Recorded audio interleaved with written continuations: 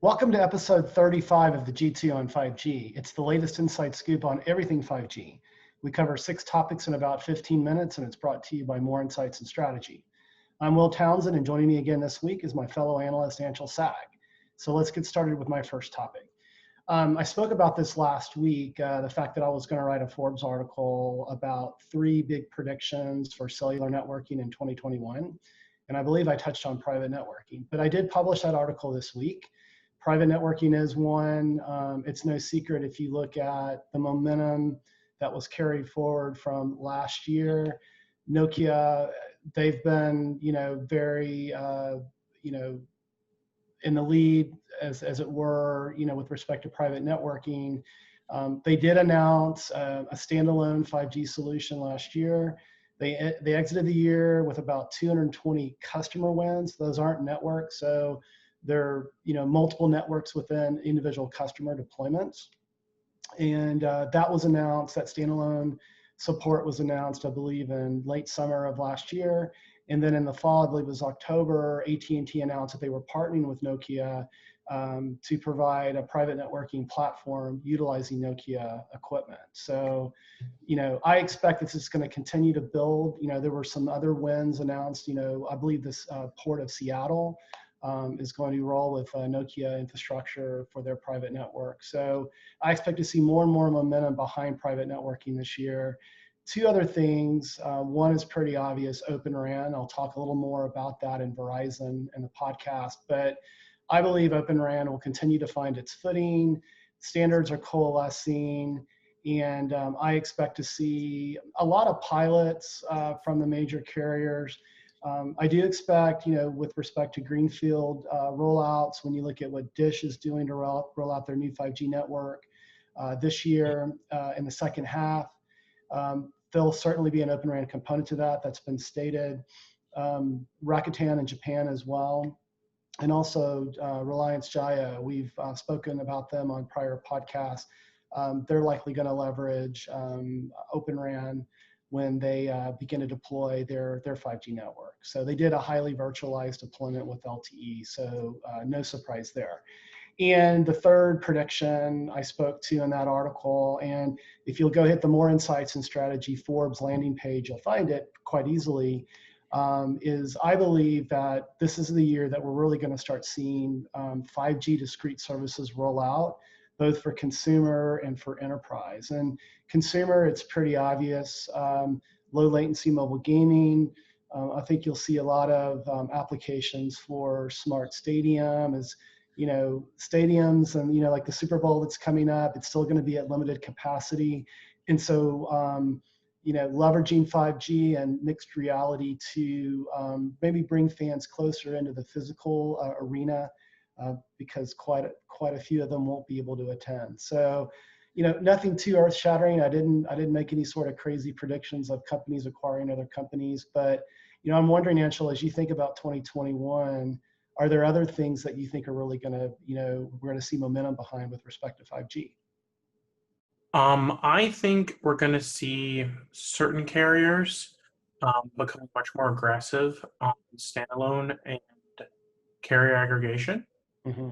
And I think it's because they don't think that they're going to be able to accomplish a lot of these business use cases and new 5G use cases without, really improving 5G's coverage and bandwidth, as Mm-hmm. well as reducing the latency in a way that's meaningful against 4G LTE.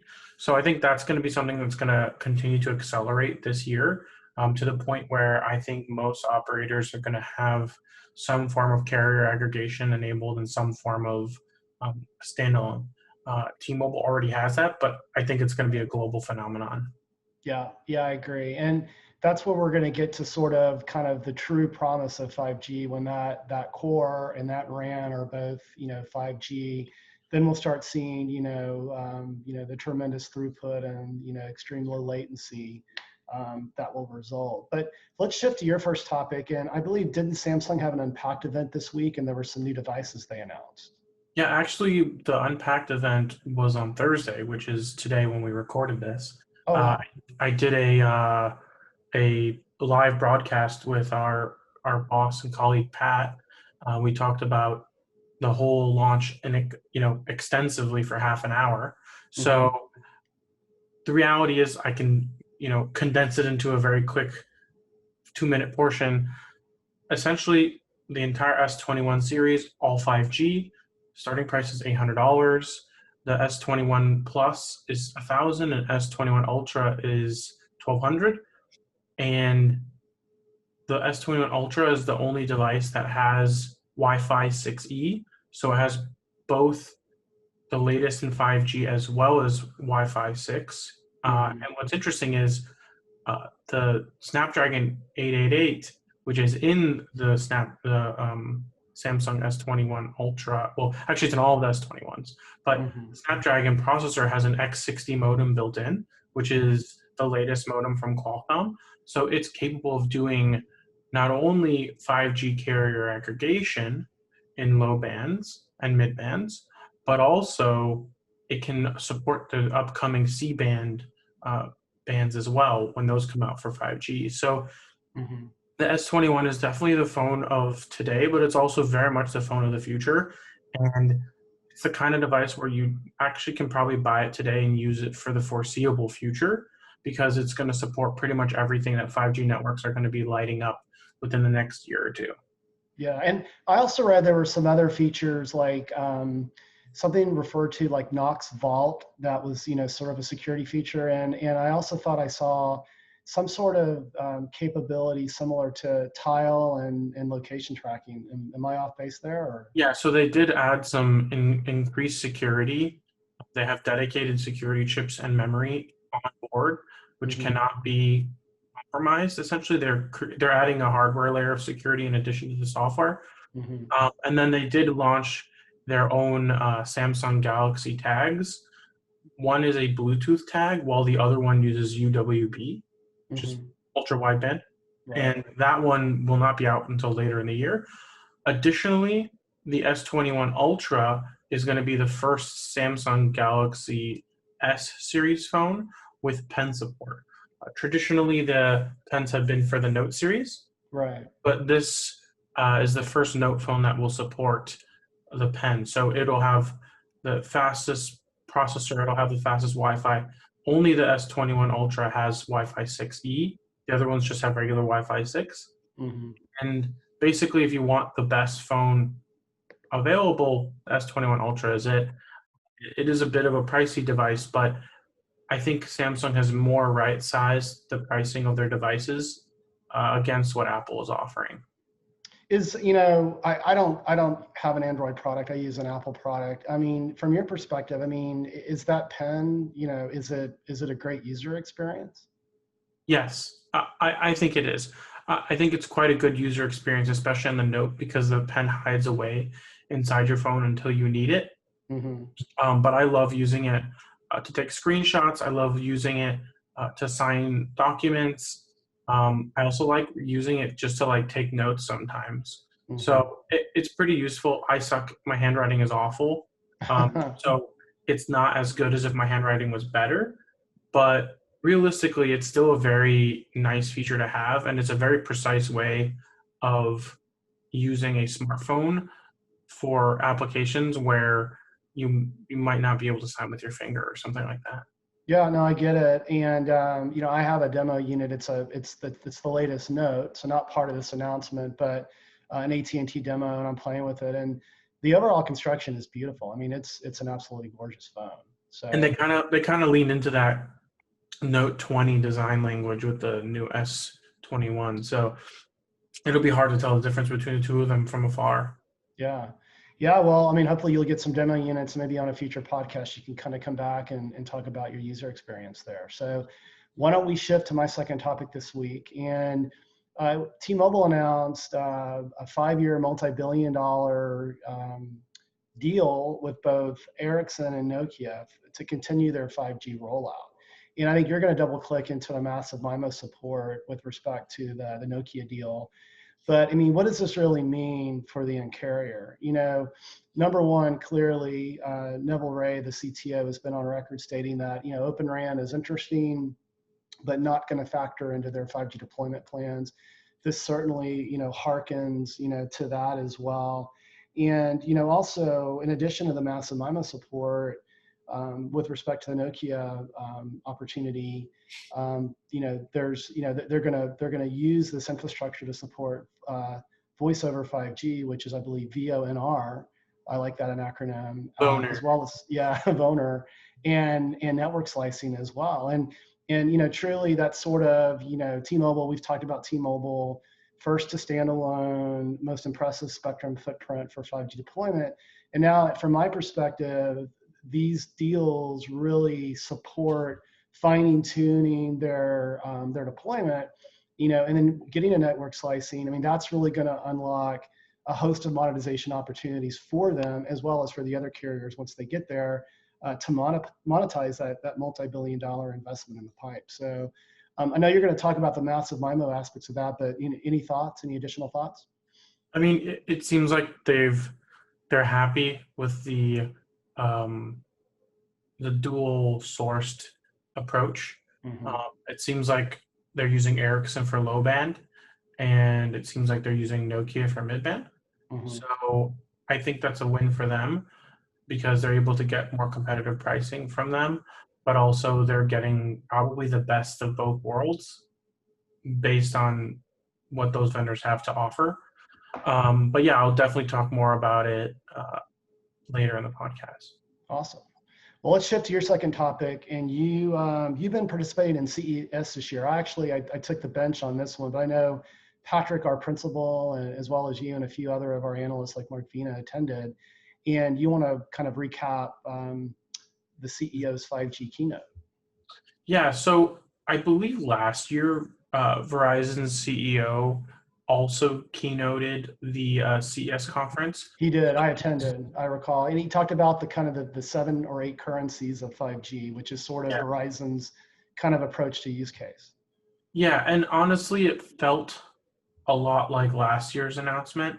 Mm-hmm. There was a lot of talk about sports and entertainment and museums and mobile edge computing, working with Microsoft and Amazon AWS. So they're talking about a lot of things, but at the same time, there was still talk about drones and delivery because they own Skyward. They bought that drone delivery management system company, and they still keep talking about ultra wideband 5G and what that means for sports and education. And they plan on having, I think they said 100 schools they're going to deploy millimeter wave 5G for. So it's an interesting conversation, but I didn't really feel like there was much meat to what they were saying.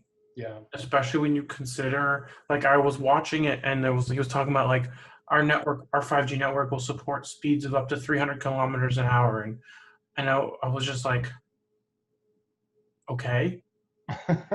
So what edge use case even needs to be close to that? Like, I think the fastest speed you probably need is maybe 100 for high speed rail.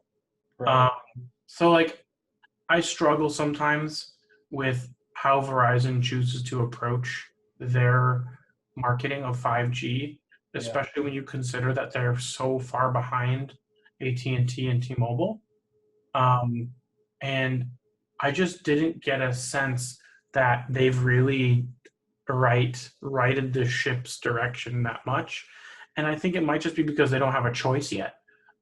For as long as they don't have that C-band spectrum, they're kind of stuck with this millimeter wave hotspot and DSS patchwork of 5G. Yeah, I agree. From my perspective, what's really changed in the past year has been their mobile edge computing deployments. And it seems like every week, there's an update with respect to, they've lit up other areas of the country as well. And you're right. I mean, they're very focused on their ultra wideband service. It's millimeter wave. The challenge there, yes, it's very fast. It's very low latency. It supports these incredible speeds and capabilities, but that's very limited coverage. Yeah, it's line of sight. Exactly. Its line of sight requires densification, which is quite expensive. So, I think they're focused on, what they have in the barn right now. I think certainly that'll change. They will come out of the C-band auction with some upper mid-band spectrum. That'll also require some pretty hefty densification. We've talked about that, just the nature of Yeah. that 3.7 to 4 gigahertz. But yeah, I think for me, what they've accomplished over the last year is really building out, this mobile edge computing platform. As you mentioned, recent announcements with AWS, but also they're doing that with Microsoft Azure as well. So yeah, so we'll keep our eyes on this and see how things kind of roll in the future. So let's move to my third and final topic this week, and I'm going to talk about Verizon as well.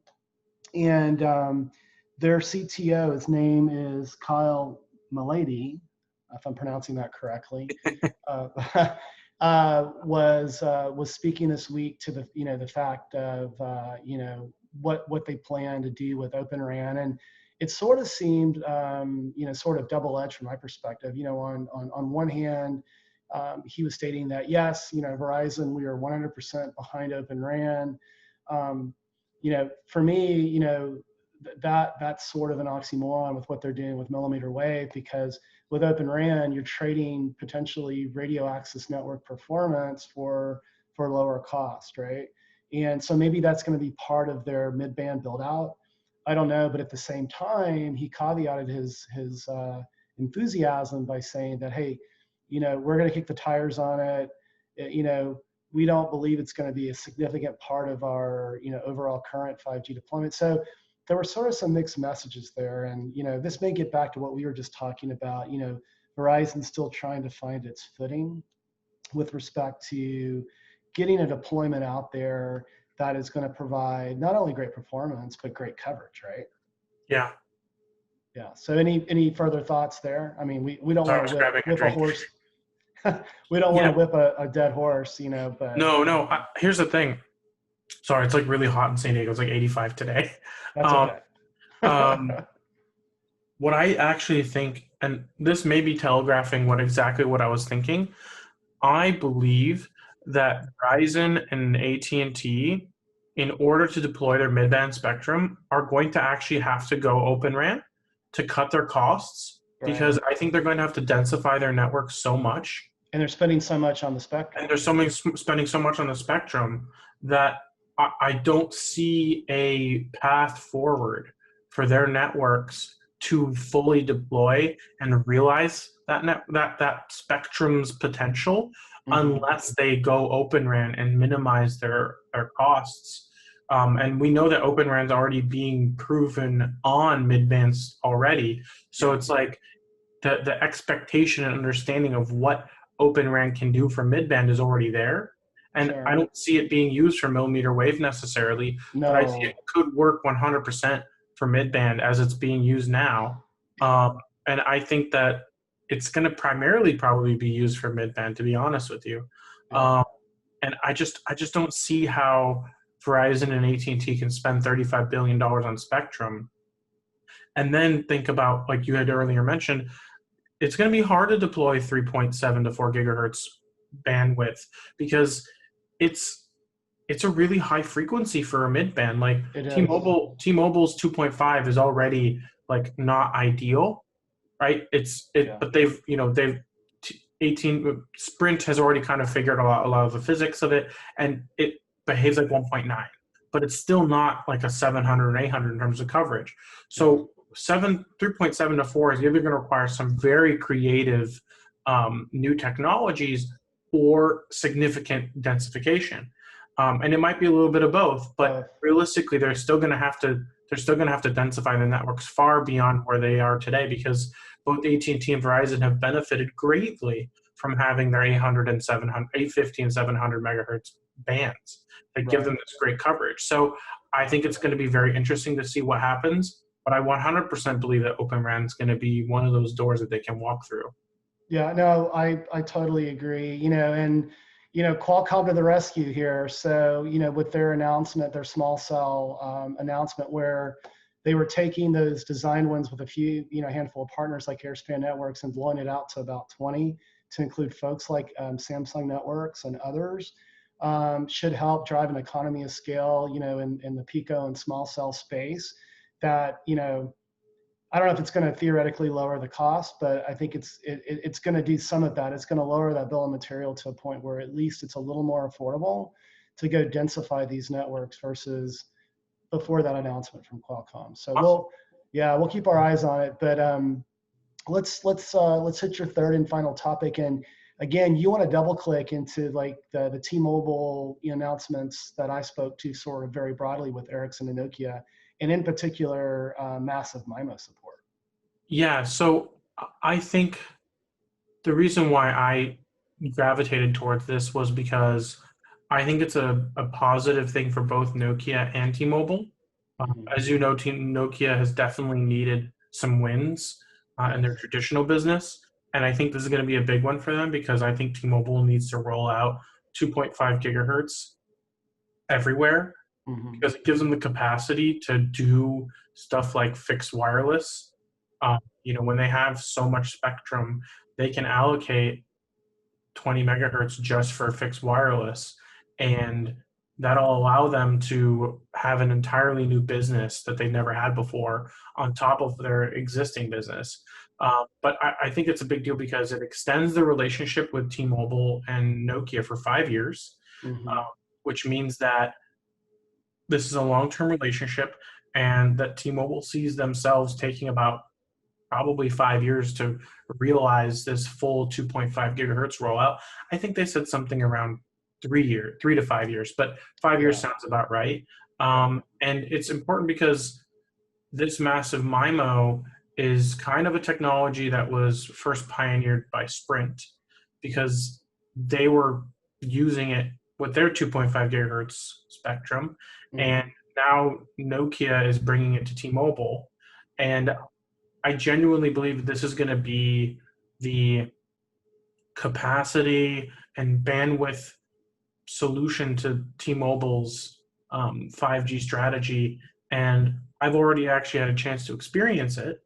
They're already starting to roll out some of these cell sites. And I don't even think they're all necessarily going to be Nokia sites. They could be a mixture of Ericsson and Nokia. But from what I've seen, I'm getting 600-700 megabits per second in a very busy part of town in the middle of the day. And that's quite impressive when you consider there's no carrier aggregation yet. And one of the things that actually was touted in this announcement was combining T-Mobile's extended range low band 5G with the ultra capacity 2.5 gigahertz mid band 5G, which together gives you the best possible characteristics of a 5G network in that you get both the coverage and you get the bandwidth. And when you combine the speeds together, you could be looking close to a gig per second in best case scenarios. Yeah, that's without millimeter wave. Absent from this party is Samsung Networks, and it's no secret that Samsung Networks has been a key partner of Verizon's in their rollout. So I don't know if there's anything to necessarily read into that, but just thought I'd throw that one out there. I think Samsung's approach has been very focused on enabling where they see an opportunity. Right. And I think that they've done a lot of research on millimeter wave and have done a very good job of delivering a solution that's competitive. And Verizon has clearly seen that. And I think Samsung will do pretty well in helping deploy these very dense deployments, right? Sure. To add capacity in dense areas. But I also think that people are going to wait to roll out millimeter wave once the pandemic is over, because there's not going to be anywhere you have a very high concentration of people. Or demand. Yeah, no, that's an extremely good Unless point. you're in New Zealand. Yeah. And to go back to T-Mobile, you and I spoke with Neville Ray several weeks ago, and clearly their focus is, coverage, right? So building out that low and mid band spectrum and then, you know, sort of, I think the way he characterized it was millimeter wave is sort of the icing on the cake, right? And you make an excellent point, Anshel, that, you know, we're not going to get back to normal here until, you know, the soonest the second half of this year. And so there isn't going to be huge demand for, you know, people in stadiums and clusters and that sort of thing, just because people are going to be distancing still. So this is going to be probably a 2022 phenomenon. So it'll be interesting to see how it all rolls out. But hey, buddy, another great podcast this week. Why don't you take us home? Absolutely. We hope our viewers and listeners found this week's topics interesting. If any of you would like to reach out to us on social media and provide a specific insight on a 5G topic you would like for us to cover on a future podcast, you can reach us on social media. Will is at Willtown Tech, and I'm at Anshel Sog. We hope you have a great weekend, and please tune in again next week.